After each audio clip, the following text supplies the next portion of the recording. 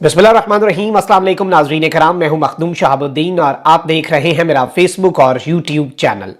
उम्मीद करता हूं आप सब लोग बखैर वाफियत होंगे और जहां भी होंगे अपने अहले खाना समेत खुश भी होंगे और महफूज भी।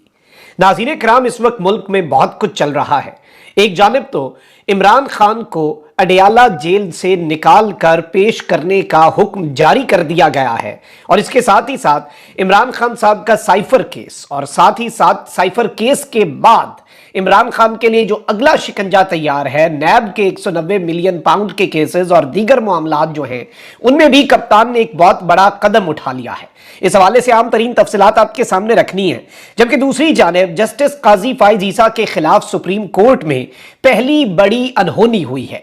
प्रैक्टिस एंड प्रोसीजर एक्ट की समाअत एक मरतबा फिर कौम ने देखी और बहुत कुछ कौम के सामने क्लियर हो गया है और इस सब के अंदर आज काजी साहब ने अपनी गलती भी तस्लीम की। फैसला जो है वो महफूज हो चुका है। उसकी तफसीलात, आज की समाअत का अहवाल, इमरान खान साहब के हवाले से लेटेस्ट डेवलपमेंट्स और इसके साथ ही साथ आगे चलकर अब क्या होने जा रहा है, ये सारी की सारी इस्लामाबाद से बड़ी बड़ी खबरें जो आना शुरू हो चुकी हैं, इनका जायजा ले लेते हैं। अगर अभी तक आपने वीडियो को लाइक नहीं किया तो मेरी आपसे ये दरखास्त होगी कि वीडियो को लाजमी लाइक कर लें, क्योंकि हमारे चैनल्स को रिपोर्ट किया जाता है और बहुत से लोग हैं जिन्हें हमारी सहाफत, हमारा तर्ज सहाफत नहीं पसंद, उन्हें गालिबन वही सहाफत पसंद है जिस तरह की इस वक्त पाकिस्तान के मेन स्ट्रीम मीडिया पर हो रही है।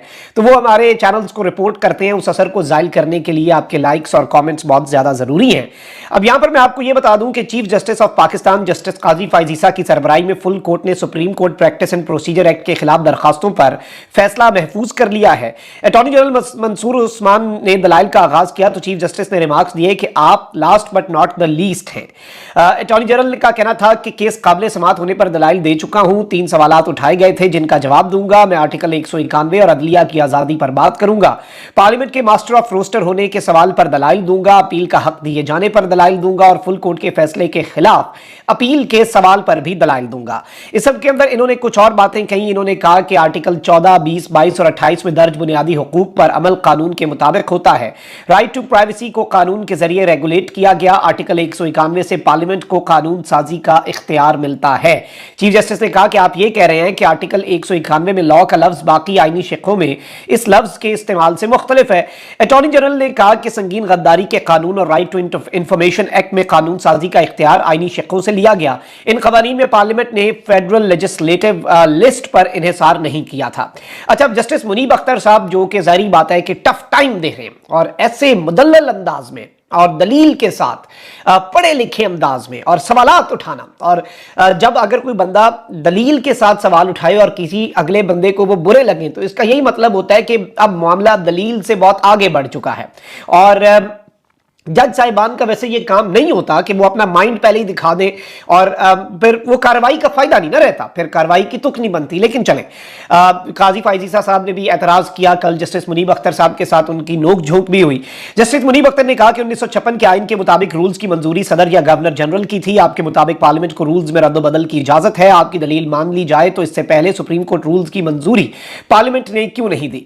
अटॉर्नी जनरल ने कहा कि इख्तियार इस्तेमाल करने का मतलब यह नहीं समझा जा सकता कि पार्लियामेंट का इख्तियार खत्म हो गया है। जस्टिस एजाजुल हसन ने कहा कि प्रैक्टिस एंड प्रोसीजर कानून से अदलिया की आजादी मुतासिर हुई है। लॉ का लफ्ज आइन में 200 बार इस्तेमाल हुआ तो क्या इसका एक ही मतलब होगा, जिस पर उस्मान अनवर ने कहा कि कानून या तो पार्लियामेंट बनाती है या फिर जज मेड लॉ होता है। जस्टिस मुनीब अख्तर ने कहा कि आर्टिकल 8 कहता है ऐसी कानून साजी नहीं हो सकती जो बुनियादी हुकूक वापस ले ले, जिस पर अटॉर्नी जनरल का कहना था कि आर्टिकल 191 के तहत पार्लियामेंट को कानून साजी का इख्तियार है। जस्टिस एजाजुल हसन ने कहा कि असल सवाल तो अदलिया की आजादी का ही है, जबकि जस्टिस जमाल मंदोखेल ने इस्तफसार किया कि यह एक्ट अदलिया की आजादी को सलब कर रहा है या फिर अदलिया की आजादी को बढ़ा रहा है। इसके साथ ही साथ जस्टिस अतहर मिनल्ला ने रिमार्क्स दिए कि मिस्टर अटॉर्नी जनरल ये लफ्ज सिर्फ लॉ नहीं सब्जेक्ट टू लॉ है। जबकि जस्टिस मुनीब अख्तर ने कहा कि आर्टिकल 191 मुख्तलिफ और बाकी जिन आर्टिकल्स का हवाला आप दे रहे हैं वो मुख्तलिफ हैं। चीफ जस्टिस ने कहा कि यह क्यों नहीं कहते आइन साजों ने पार्लियामेंट या लॉ का लफ्ज दानिस्ता इस्तेमाल किया है। आइन साजों ने आइन को जानदार किताब के तौर पर बनाया है जो वक्त पढ़ने पर इस्तेमाल हो सके, जबकि जस्टिस मोहम्मद अली मजहर ने कहा कि आर्टिकल 191 में कानून का लफ्ज इस्तेमाल क्यों हुआ, इस पर भी रोशनी डालें। अब ये सब कुछ हो रहा था और बहुत से मामलात के ऊपर आज वही मामला इधर उधर और वही गुफ्तगू और सारे जजेस के माइंड भी वाजे होते रहे। जस्टिस मुजाहिर नकवी ने पूछा कि पार्लियामेंट का रिकॉर्ड लाए हैं आप, इस एक्ट पर बहस हुई थी या नहीं, जिस पर अटॉर्नी जनरल ने कहा था कि पार्लियामेंट का रिकॉर्ड उनकी वेबसाइट पर मौजूद है। जस्टिस याया अफरीदी का कहना था कि पार्लियामेंट में एक्ट में पार्लियामेंट का मसला अज खुद नोटिस या आर्टिकल 184(3) से मुतल्लिका नहीं है। और जस्टिस काजी फायजीसा ने कहा कि हम आईनी इदारे पार्लियामेंट में मीन मेख निकाल रहे हैं। और इस सब के अंदर जो इंपॉर्टेंट चीजें नाज़रीन कराम के इस सारे के सारे मामले के अंदर अटॉर्नी जनरल के दलाइल के बाद सुप्रीम कोर्ट ने फैसला तो महफूज कर लिया, लेकिन आज जस्टिस याया अफरीदी साहब जो हैं उन्होंने बड़ी आम बातें की, उनके दलाइल बड़े, उनके जो रिमार्क्स हैं वो बड़े अहम थे। उन्होंने कहा कि पार्लियामेंट वो चीज ठीक करे जिसका ग्रीवेंस था। आपने तो पूरे सिस्टम को टच किया, पावर को कैसे एक्सरसाइज करते हैं वो भी देखना होता है। सुप्रीम कोर्ट टाइटैनिक है, ऐसे यकदम टर्न नहीं कर सकते, गलतियां यहां हैं तो पार्लियामेंट भी देखे। अच्छा, अब ये जो इन्होंने अहम मुकालमा किया है अटॉर्नी जनरल से, ये बड़ा अहम है। और इस सब के अंदर जस्टिस मुनीब अख्तर ने कहा कि कोई भी अदालत इंतजामी सतह पर कानूनी हक जो है वो खत्म नहीं कर सकती। चीफ जस्टिस ने आज ये बात की कि तस्लीम करना चाहता हूं कि फुल कोर्ट बनाना मेरी गलती थी। और इस सब में जब चीफ जस्टिस काजी फायजीसा साहब ने कहा कि वकला के दरमियान तकसीम क्यों है, तो जस्टिस इजाजुल हसन साहब ने कहा कि सीधी बात है कि ज़हीन लोग इख्तलाफ रखते हैं, ज़हीन लोगों के दरमियान इख्तलाफात होते हैं, ये कोई बड़ी बात तो नहीं है। और यही इसीलिए अदालत लगती है, अदालत के अंदर दलाइल होते हैं, इसलिए बेंच बनता है। और अब ये देखना है कि ये फैसला किस तरह से होता है।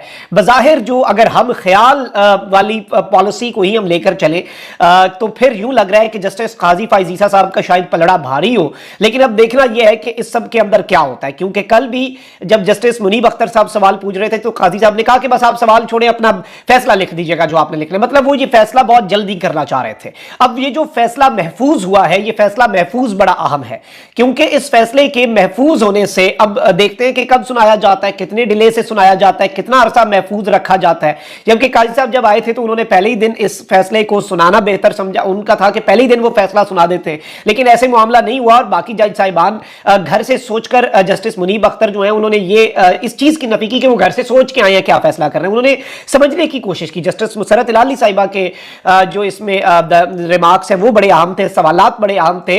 और इस सब के अंदर काजी साहब आज जो है, जाहिर बात है ये अनहोनी है, और इसमें जस्टिस याया अफरीदी साहब के रिमार्क्स बड़े अहम है। देखते हैं कि अब वो जो रिमार्क्स हैं वो फैसले में ट्रांसलेट होते हैं या नहीं। अच्छा, अब एक जानिब ये सारे मामलात चल रहे हैं तो वहीं दूसरी जानिब चेयरमैन पाकिस्तान तहरीक इंसाफ इमरान खान ने साइफर केस में फर्द जुर्म आयद करने का हुक्म चैलेंज कर दिया है, जिसमें 9 अक्टूबर के ट्रायल कोर्ट के हुक्म को कलअदम करार देने की इस्तदा की गई है। तफसीलात के मुताबिक इस्लामाबाद हाई कोर्ट में चेयरमैन पीटीआई ने साइफर केस में फर्द जुर्म आयद करने के हुक्म के खिलाफ दरखास्त दायर कर दी है। चेयरमैन पीटीआई ने वकील शेर अफजल मरवत के जरिए हाई कोर्ट में दरखास्त दायर की, जिसमें मौकफ इख्तियार किया गया कि ट्रायल कोर्ट ने लिखा कि केस की नकूल वसूल कर ली, हालांकि वसूल नहीं की। जेल समात के खिलाफ हाई कोर्ट फैसले का भी ट्रायल कोर्ट ने इंतजार नहीं किया।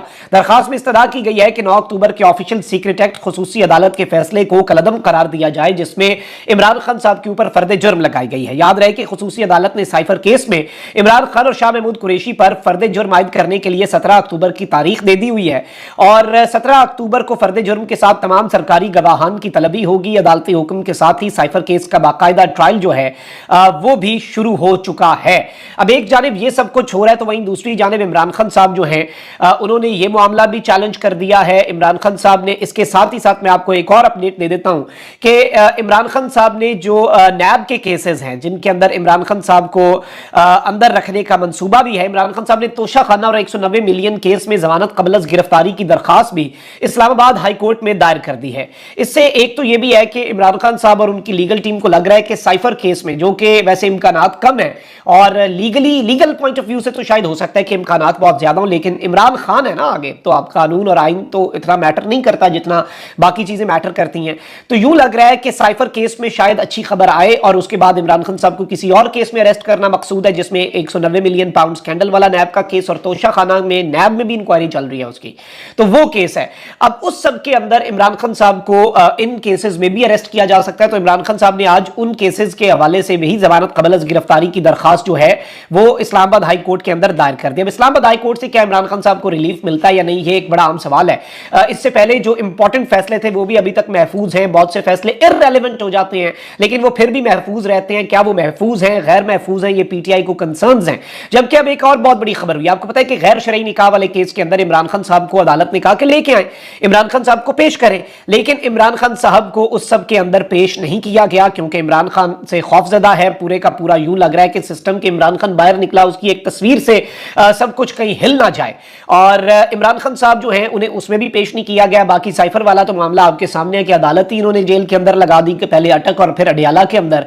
अब नाज़रीन किराम, इलेक्शन कमीशन ने इमरान खान को 24 अक्टूबर को पेश करने का हुक्म दे दिया है और प्रोडक्शन ऑर्डर्स जो है इमरान खान साहब के जारी हुए इलेक्शन कमीशन की तरफ से, और इमरान खान साहब को जेल से बाहर निकालकर इलेक्शन कमीशन पेश करने का हुक्म है। अब यह है क्या, तौहीन इलेक्शन कमीशन का एक केस है नाज़रीन किराम जिसमें फर्दे जुर्म आयद करने के लिए इमरान खान साहब का मौके पर होना जरूरी है। असद उमर और फवाद चौधरी और इमरान खान के ऊपर तौहीन इलेक्शन कमीशन का एक केस है और उस केस के अंदर बेसिकली इमरान खान साहब के ऊपर फर्दे जुर्म आयद करनी है। फर्दे जुर्म आयद करने के लिए जरूरी होता है कि आप किसी बंदे को आपने पेश करके उसे फर्दे जुर्म पढ़ के सुनानी होती है, सामने होना जरूरी है। इमरान खान साहब के ऊपर फर्दे जुर्म आयद करने के लिए अब इलेक्शन कमीशन ने 24 अक्टूबर को इमरान खान साहब को पेश करने का हुक्म तो दे दिया है, लेकिन यहां पर कुछ सवालात हैं जो खड़े हो चुके हैं। सवालात ये हैं कि क्या इलेक्शन कमीशन के इस फैसले पर अमल दरामद होगा, क्या इलेक्शन कमीशन के इस हुक्म पर अमल दरामद होगा।